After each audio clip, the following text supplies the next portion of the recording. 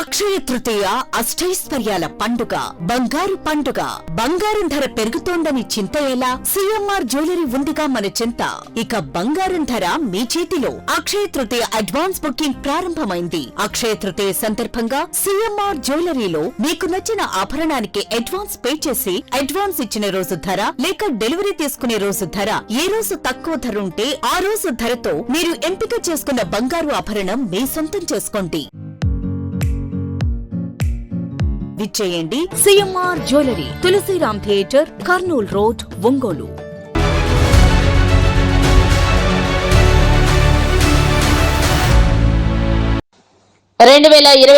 ఎన్నికల్లో తాను పోటీలో ఉంటానని ప్రకాశం జిల్లా జనసేన పార్టీ అధ్యక్షులు వడా చైర్మన్ షేక్ రియాజ్ ధీమా వ్యక్తం చేశారు. ఒంగోలు రవిప్రియ మాల్ నందు నిర్వహించిన మీడియా సమావేశంలో ఆయన మాట్లాడుతూ తాను వచ్చే ఎన్నికల్లో ఎమ్మెల్యే అభ్యర్థిగా పోటీ చేస్తానని అన్నారు. అసెంబ్లీ సీట్లు పెరుగుతున్న నేపథ్యంలో అధినేత ఆదేశించిన స్థానం నుంచి పోటీ చేస్తానని అన్నారు.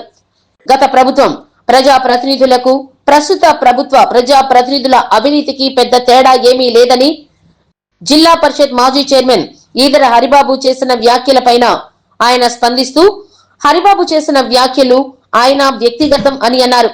అమరావతి రాజధానిపై జగన్మోహన్ అసత్య ప్రచారాలు చేస్తున్నారని ఆరోపించారు. ఆంధ్రప్రదేశ్ రాజధానిగా అమరావతిని ప్రస్తావిస్తూ పార్లమెంట్లో తీర్మానం ప్రవేశపెట్టడం పట్ల కేంద్ర రాష్ట్ర ప్రభుత్వాలకు కృతజ్ఞతలు తెలియజేశారు. కార్యక్రమంలో జనసేన పార్టీ నాయకులు కంది రవిశంకర్, పిల్లి రాజేష్, కళ్యాణ్ ముత్యాల, పల్లా ప్రమీల, బొందిల శ్రీదేవి తదితరులు పాల్గొన్నారు. ఈసారి ఎట్టి పరిస్థితిలో నేనైతే బరిలో ఉంటా. అది ఎక్కడి నుంచి అనేది పార్టీ నిర్ణయించింది. ఎందుకంటే గతంలోనే ఆయన ఆప్షన్ ఇవ్వమన్నాడు, నేను ఒంగోలు అడిగాను, ఆయన ఆప్షన్ ఇవ్వమన్నాడు. సో ఆప్షన్ ఇవ్వలేదు కాబట్టి పోటీ చేయలేకపోయాను. ఈసారి 2029కి బరిలో ఎట్టి పరిస్థితిలో ఉండబోతున్నాను. అది ఒంగోలు నుంచి అనేది కాదు, పార్టీ నిర్ణయించారు. పార్టీ నిర్ణయం, మా నాయకుడు తీసుకున్నటువంటి నిర్ణయానికి అనుగుణంగా నేను బరిలో ఉంటున్నాను. ఎట్టి పరిస్థితిలో ఎక్కడి నుంచి అనేది పార్టీ చెప్పాలి కాబట్టి 100% నేను బరిలో ఉంటున్నాను. ఉంటాయి, నేను ఒక్కడనే చెప్పలే, మీరు నన్ను అడిగారు కాబట్టి నేను పోటీ చేస్తాను. పార్టీ ఎంతమందిని బరిలో దింపాలి, ఎందుకంటే కాన్స్టిట్యున్సీలు 6 పెరుగుతాయి అనేది, ఒక ఎంపీ స్థానం పెరుగుతాయి అనేది ఉంది. 18 అసెంబ్లీలు అవుతాయి ఉమ్మడి ప్రకాశం జిల్లాలో, 2 పార్లమెంట్ అవుతున్నాయి. సో ఎన్ని ఇక్కడి నుంచి చంద్రబాబు నాయుడు గారు, పవన్ కళ్యాణ్ గారు వాళ్ళిద్దరు ఇరువురు కలిసి నిర్ణయం తీసుకుంటారు. దానికి అనుగుణంగా ఇక్కడ ఎవరు పోటీ చేయాలనేది పార్టీ నిర్ణయించింది. దానికి తదనుగుణంగా వాళ్ళందరూ కూడా పోటీ చేస్తారు. షేర్ నిర్ణయించడానికి ఒక జిల్లాలో మేము కాదండి, పై స్థాయి ఏమైనా పై స్థాయిలో పవన్ కళ్యాణ్ గారు తీసుకుంటారు. టోటల్గా రాష్ట్రంలో జనసేన పార్టీ ఎన్ని పోటీ చేయాలి, తెలుగుదేశం పార్టీ ఎన్ని పోటీ చేయాలి, బీజేపీ పార్టీ ఎన్ని పోటీ చేయాలనేది ఆ యొక్క పార్టీ అధినాయకులు నిర్ణయం తీసుకునే దిశగానే మా నిర్ణయాలు.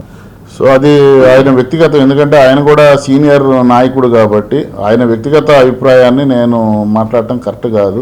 సో ఆయన పోటీ చేయొచ్చు, ఆయన పోటీ చేయకూడదు అనేది ఎవడు చెప్పాలి. ఎందుకంటే ప్రజాస్వామ్యంలో ఎవరైనా ఏ పార్టీ తరపునైనా స్వతంత్ర అభ్యర్థిగా అయినా పోటీ చేసే హక్కు ఉంది కాబట్టి అతను పోటీ చేయాలని ఉంటే హ్యాపీగా పోటీ చేయొచ్చు. దానికి ప్రజలు స్వాగతిస్తే మంచిది.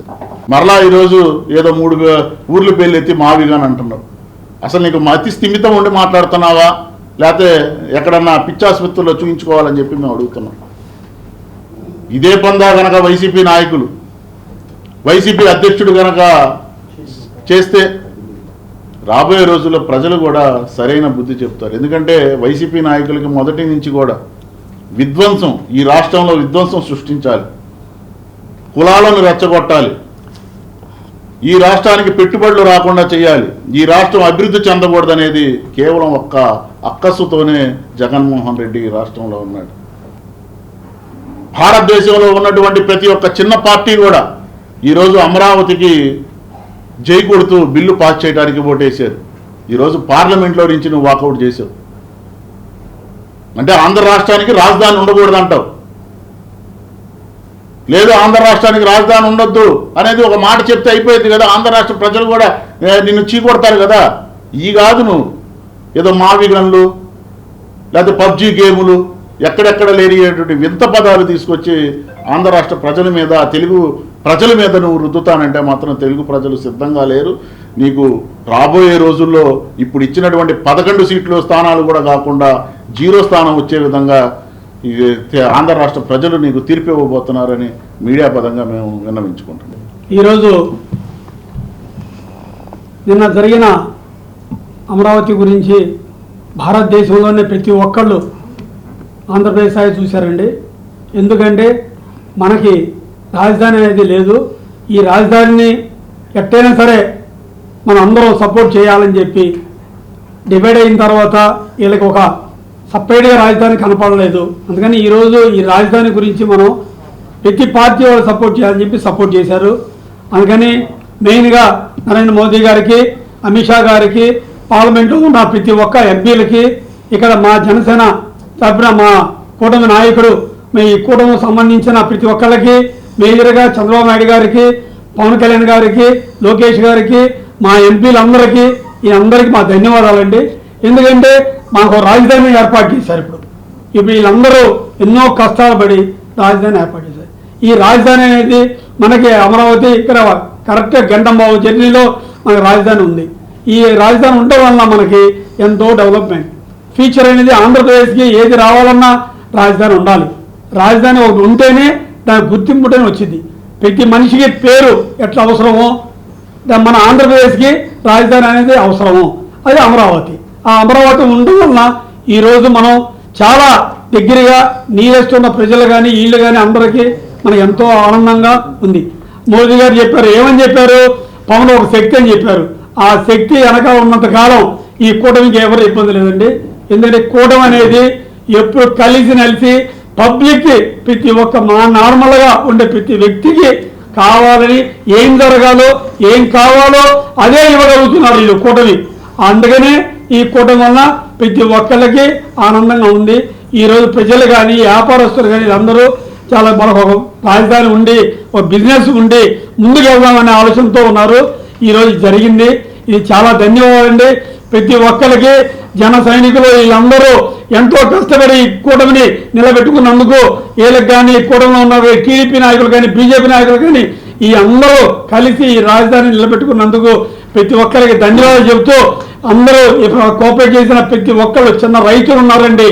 ఆ రైతులు ఇచ్చిన ఆ రోజు స్ఫూర్తేనండి ఈరోజు ఇంతమంది ముందుకు రావడం కానీ ఈ కారణం అవడం కానీ ఈరోజు రాజ్యసభలో అన్ని మొత్తం అన్ని పెట్టి ఈరోజు సంఘంలో ప్రతి ఒక్కటి ముందుకు వెళ్ళటం వలన ప్రతి ఒక్కరు ధైర్యంగా ఉన్నారండి. ఎందుకంటే రాబోయే రోజుల్లో ఎవరు ఏమి చేసినా మనకి ఇబ్బంది లేకుండా ఆ పేరు చిరస్థాయి నిలబడిపోయిందని అందరూ ఇంకొకసారి వాళ్ళందరూ ధన్యవాదాలు చెబుతూ అక్షయ తృతీయ అష్టైశ్వర్యాల పండుగ, బంగారు పండుగ. బంగారం ధర పెరుగుతోందని చింత ఎలా? సిఎంఆర్ జ్యువెలరీ ఉందిగా మన చింత.